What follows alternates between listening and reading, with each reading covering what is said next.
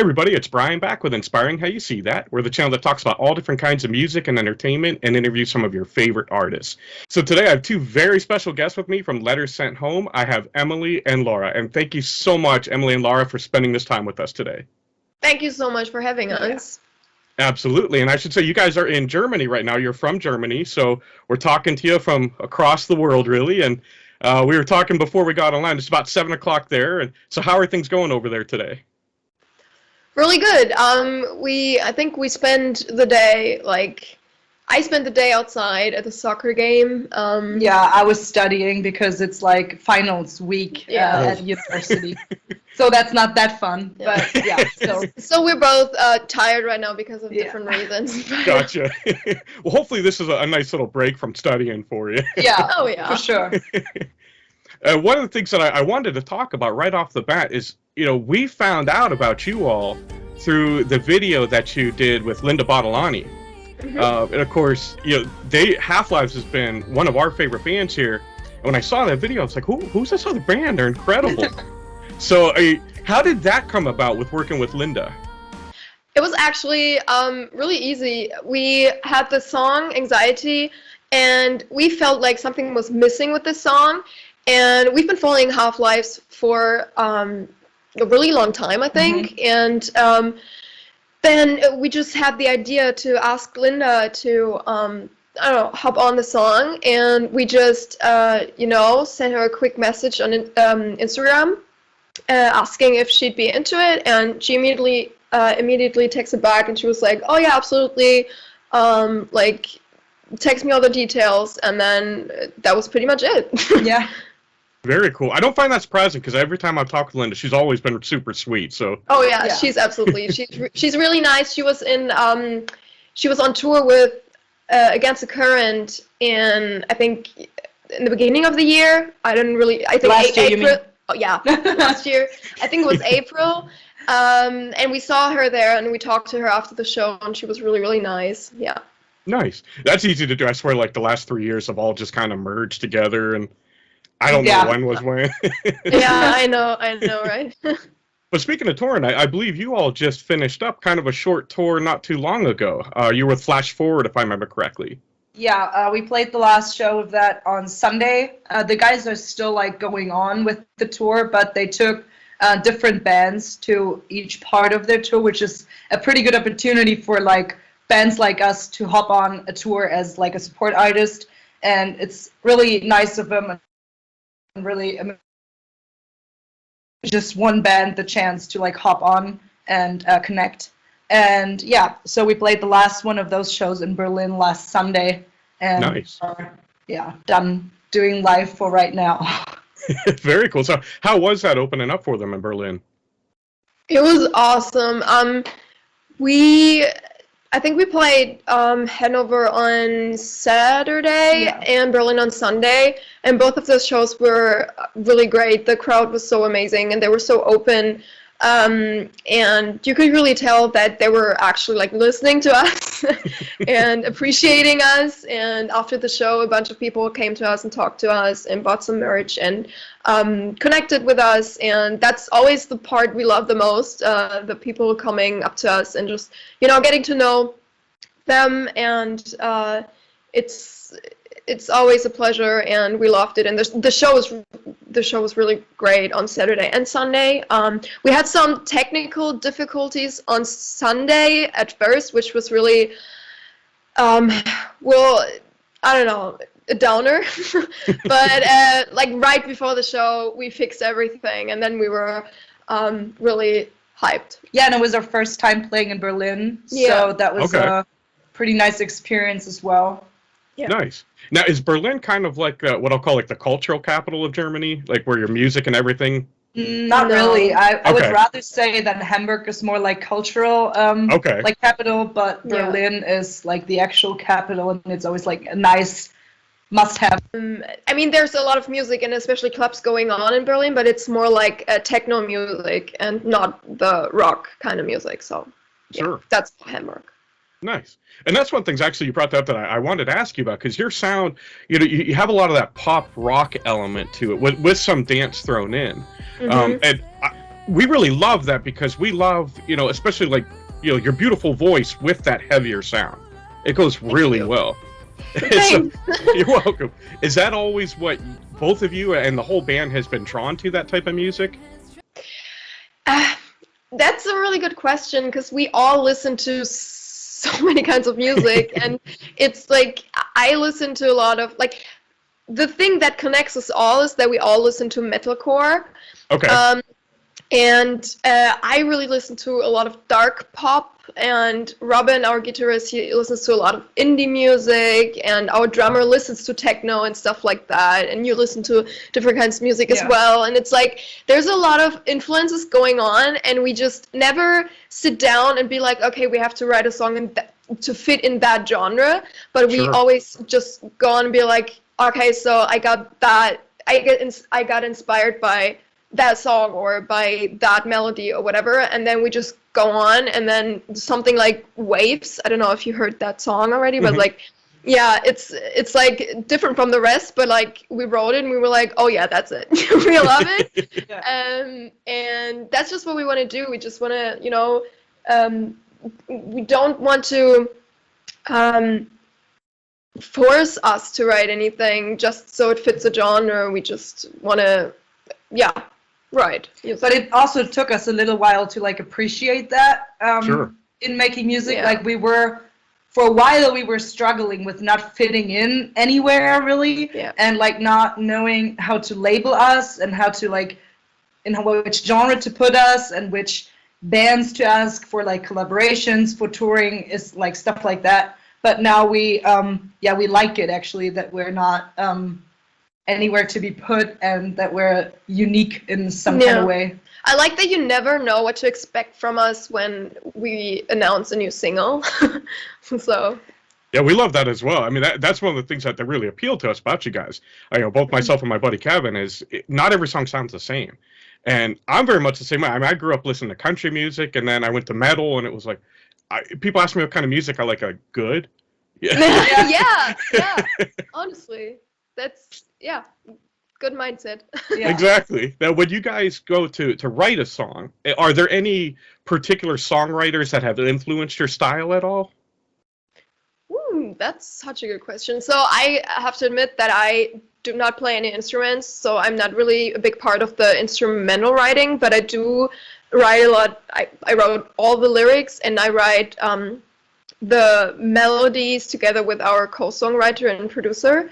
And I do get my influences basically by the artists I listen to the most at the moment I'm writing that, you know? So like, for example, when I was writing, I don't know, Golden Hostage, I was really into Billie Eilish, and I liked the way she put a lot of metaphors in her song and stuff like that, so I adapted that kinda, and that's just how I go with it. I do have my own style a little bit, I think, and yeah, but there's always, I don't know, there's always inspiration coming from somewhere. It's not definitely not always the same person, but it's definitely people that have inspired me are Billie Eilish, definitely CJ from Dream State,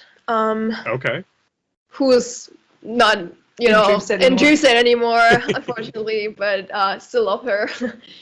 Yeah, I think those are the two people that have inspired me a lot in the past few years. Yeah. And instrumentally, it's basically the same. It's just different things that come up when listening to music yourself, and then you kind of like adapt to what you're liking at the moment, which is also why in some parts we have more like electronical influences and more like techno vibes in our songs, and in other parts of writing music it's more the metalcore itself that we're inspired by, and so it's a more rocky metalcore-ish song. Yeah, it just depends on what we like at the moment. Sure. Now, going back to kind of like the lyrical content of your music, I've noticed a lot of songs that you guys tackle some heavy subjects, you know, like depression, anxiety like we talked about. Or my favorite song by you that we did the video on, Fire. you know, where you talk about what's going on in the world, but then you've also got that positive like in Fire, where it's, hey, yeah, the world is kind of going to hell, but you've got it within yourself to make it better. So is that kind of the message overall that you want to put out to fans? Absolutely, that's exactly it. I remember seeing your reaction to Fire the first time, and I was like, that dude gets it. Yeah. I was so positively surprised by how you you know, interpreted the lyrics. I loved it. I was like, yeah, that's exactly what I wanted to say with that. It's like there's so much going wrong, and I mean, we have so little to be happy for, or so little reason to be positive in this world, but we gotta hold on to that hope, because otherwise there's just no hope left, you know. Right. So that's exactly the message we want to you know, get out there. It's like I struggle, or I have struggled with different mental issues for, you know, a long time, and it's a roller coaster, and I think that's what you can see in our music as well. Some songs are really deep and really dark, and some songs are more positive, especially with the new songs that we're writing right now. We're writing a couple of new songs right now, and it's also different messages. It's like hopeful, it's dark, it's just, there's always different emotions that you're feeling, and I feel like it's okay to give every single emotion of that, you know, a voice. Yeah. Nice. Yeah, and you know, I felt the same way many times. I'm sure everyone watching this has felt to some degree. So I think it helps just to know that you're not alone in that. To know that, you know, you wrote a song about that. Know that, hey, you can get through this. You can find the good. So we really appreciate that.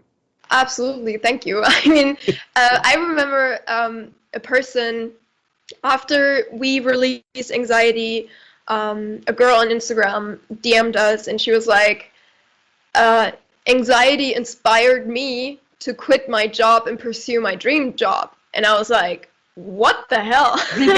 That is such a huge compliment. Sure. That's like, that's so weird, but that's exactly what we want to do with our music. Just like be yourself, and don't let yourself consumed by depression, anxiety, and stuff like that. It's not worth it. Yeah, I agree. If you can't focus on the good things, even in the bad, then, you know, kind of, well, then what's the point, you know? Yeah. I mean, it's hard. It's hard to focus on the positive sometimes. Sure. But that's exactly, I think, why we need music, to not feel alone in that. Yeah. I agree. And then kind of on the flip side, you've also had a lot of songs where, in the videos, you're having fun. You're with fans and friends, and you're kind of, you know, performing at almost like a party. You know, I'm thinking Phoenix, you had that. Yeah, and so you had that in a few songs. So it's kind of cool that you could see both of those, you know, kind of the down but getting through, and then also celebrating at the same time. Mm-hmm. Yeah. That was kind of, especially with Born to Die, that was kind of our, the point. We were like, the lyrics are so dark. It's like we're just criticizing the entire world, like society, you know, in its whole. And with that video, we just wanted to say, like, let's just dance on our graves, honestly. Like, whatever. Just have fun. Let's go with it. That's the fun thing with music. Like, it's always what you see in the music, and not, like, sometimes not even what is meant to be seen. I always remember, like, a German song that we have called The One That Always Smiles, basically. And it's about, like, a girl who has depression and just smiles so that nobody, like, sees the real, like, her. Sure. And it was the biggest party song in Germany for, like, 2 years straight. And everyone was just, like, dancing and, like, shouting the lyrics and everything. And then I was like, well, it's not meant to be like that, but okay. It works. It works. Yeah, people are jumping. You're like, wait, what are they saying? What? Yeah. I get you. That makes sense. And one thing that I wanted to ask both of you, we're kind of at a point which is good, where we no longer really talk about, oh, here's a great band with a girl in the lead, or you know, with a female. I think the good thing is now we're kind of like, this is a great band, you know, period. So you've probably seen both sides of that. How do you see that coming along? Because I've always been the type, I like a lot of female fronted bands, but it's not conscious like, oh, because they're female. I'm like, no, they're just good. So I like now that people are starting to just kind of like lump it all together and say it's good. Is that what you're seeing? It's a good question. It depends, because there's still, I mean, I guess when people say they do like female-fronted bands or they don't like them, it's just because they have a certain preference when it comes to vocals. Right. And, you know, like, I understand, like, I have preferences when it comes to vocals as well, and when people say they don't really like female vocals that much, I can kind of, you know, appreciate that, but I feel like, I don't know, it's a really good question. I just know that when we go on tour or when we go play at festivals or whatever, we're definitely always the only band with 2 girls, and we're almost always the only ones with girls. Like, so, bands, especially, like, not solo artists, but bands for sure. Yeah. Okay. Yeah, it's really there are very, very few bands with women in it, and if there's a woman, it's most likely the lead singer. So there are very few, you know, female bassists or drummers. That's like, what I was gonna like say. It's always kind of funny when people come up to us and be like, "Hey, I really like your constellation since you're 2 girls in the band," and we're like, "Okay, thank you," but like, there's nothing we can really change about that, or that we intentionally did. We're just like, we're just like, us. What's that matter? Yeah.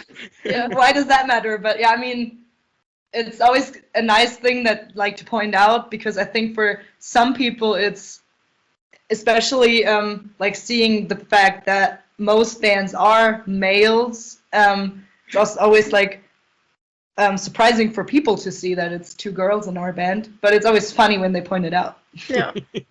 Because I think it's one of the great things is like, you know, like Laura, like you said, you know, you being the guitarist, you don't see a ton of that, but you're starting to see more. Because I think you're starting to see a lot of little girls like, oh, okay, I could do that. Yeah. And they're coming out and they're rocking just like anybody else. I think of The Warning, who's one of my favorite bands from Mexico, and they're 3 sisters. And you don't stop and think about that. It's just like, well, they're rocking, they're awesome. Yeah. You know, so you're a pioneer in that aspect. I feel like that's probably the result of streaming, because when you like right now we listen to so much music, you know, we can just you know, press a button, play playlist, and then listen to tons of songs or which we've never heard before, and with that we don't really, I think that can also be kind of a problem sometimes for artists, but you sometimes don't see the artist, you know, you just hear the song, you think, oh, this song's great, and then you put it in your playlist and whatever, and that's it. And there can be, you know, 3 female you know, band members, or 5 or none. You just see the song and you don't really see the artist. I think that might be a part of it too. Sure. Now, I want to go back a little earlier. You had mentioned that you're working on some new music. So when can we expect, do you have a timeline and frame of when there might be a new song dropping, or? There's no timeline set yet. We're still like working on the titles. They still have to be, some have to be recorded, some have to be mixed, mastered. We unfortunately can't, you know, tell you any dates yet or anything, but definitely soon. We're working on it. We want to, you know, give you everyone new music as soon as possible, because the songs that we're writing right now we're really in love with, and we can't wait to put it out. Sure. And I noticed that you took one of the songs, Misery Loves Company, and you did kind of a stripped down acoustic version of it. I've always been a sucker for those type of versions. Are you thinking of taking any of the others and giving it that treatment? Not yet, but like if you guys into that, like if you're into that, maybe that's worth a shot. Yeah. It was very cool. We loved it. Nice. Okay. Good to know. We'll keep that in mind. So if that comes out, I want everybody to be like, inspiring how you know. I'm just kidding. Yeah. So any plans for a tour coming up? Maybe coming over to the U.S. or anything of that nature? You wish. Not any plans right now, unfortunately. We're focusing on writing right now, but we do wanna, play shows as much as we possibly can. So we're not opposed to any tours. We just haven't gotten to planning any yet. Yeah. Sure. So what can you tell us might be coming next, other than, the songs at some point coming soon? What else are you guys working on as a band? So there is something that's, happening behind the scenes a lot that we can't really say a lot about right now. Sure. But there's definitely big news coming soon, and we're really excited to share those. But it's, yeah. Still behind closed doors. Yeah. Okay. Keep us in the dark. I respect that. So we're excited to see what that is when it's coming, and we're always excited when you guys are coming out with new music, and we'll be sure to let everyone know and to go check you out. And with that in mind, where can fans follow you at online? Basically anywhere they'd like. No, I mean, we're not on Twitter. We're not on Twitter, yeah, but we do have. We're most present active on on Instagram. Definitely, it's just Letter Sent Home. Spotify, of course. Spotify, YouTube, Facebook. We do have a TikTok account. We do not, use it as regularly. Mm-hmm. But yeah, all other streaming platforms, definitely like Deezer, Amazon Music, whatever, Yeah, for sure. iTunes. Yeah, just Google our name, and I'm sure something will pop up. And we'll be sure to put links down below so it's easy for you guys to find them. If you haven't checked them out yet, stop this and go watch it, because I'm telling you, you're gonna love their music. It's been incredible. Ladies, again, I want to thank you so much for your time today. Is there anything you'd like to say to fans before we go? Just thank you so much. There's a lot happening right now in our lives because of music and in our life as a band, and that all wouldn't be at all possible without you. Yeah, we can't wait to share. Our news with you, but you still gotta be a little bit But we patient. have to wait, so very sorry for that. It's completely understandable. No problem. Well, good. Thank you so much. And before we came on, Lara, you said that you're right in the middle of finals, so we wish you well. I'm sure you'll do well on them. Thank you. And that'll be a huge relief once those are done. Yeah, for sure. But again, thank you so much for spending this time with us. And as always, we want to thank you guys for spending this time with us. We love you all. God bless, and rock on.